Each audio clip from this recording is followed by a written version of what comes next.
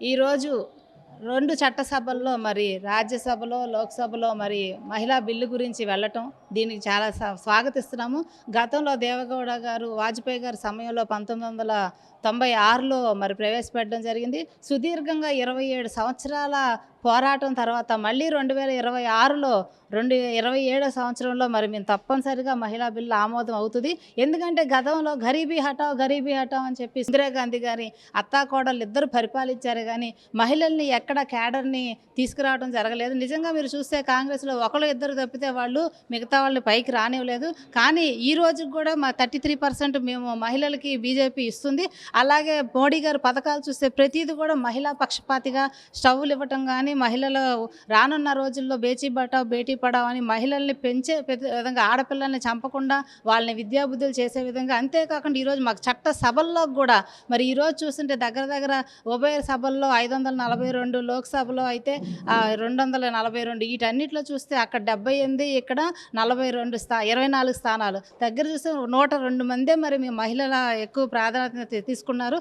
కాబట్టి రానున్న రోజుల్లో ఇంకా ఈ 600కి సగం పైనే ఉండాలి, 50% అన్న విధంగా మరి బీజేపీ ఇది చూపిస్తుంది. కాబట్టి ప్రతి ఒక్క మహిళ కూడా ఈరోజు నరేంద్ర మోడీ గారిని స్వాగతిస్తూ, నరేంద్ర మోడీ గారి పక్షాన విశ్వ గురువుగా మరి మోడీ గారిని చూస్తుంది. కాబట్టి మేము ఈరోజు ప్రతి ఒక్కరు మహిళా తరఫున మోడీ గారికి ధన్యవాదాలు చెప్పుకుంటాం. Thank you Modiji, thank you, ధన్యవాదాలు. ఈరోజు ఈ 33% రిజర్వేషన్ ఫీమేల్స్కి రావటం వలన మన ఫీమేల్ ప్రతి భారతదేశం యొక్క ప్రతి స్త్రీ చాలా గర్వించదగిన విషయం.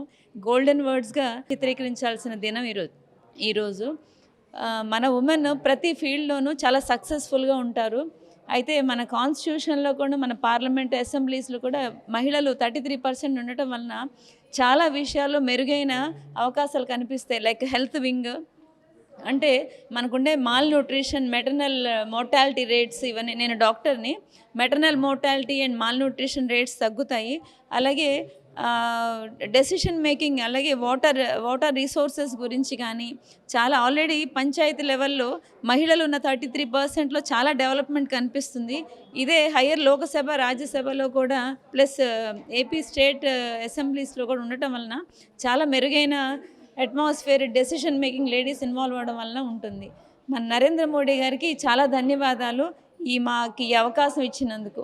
అందరికీ నమస్కారం అండి. ఈ 33% రిజర్వేషన్ అనేది మహిళలకు ఇవ్వటం చాలా ఆనందకరంగా ఉంది. ఇది చరిత్రలో నిలిచిపోయే రోజు ఈరోజు.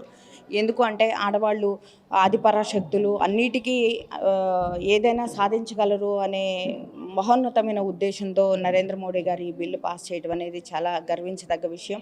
అంతే, ఈ ఆడవాళ్ళు అందరూ కలిసి ఆయన మాకు కల్పించిన ఈ అవకాశాన్ని దుర్వినియోగం చేసుకోకుండా సద్వినియోగం చేసుకొని ఆయనకి మంచి, దేశానికి మంచి ప్రగతి బాటగా నడుస్తామని చెప్పేసి కోరుకుంటున్నాను.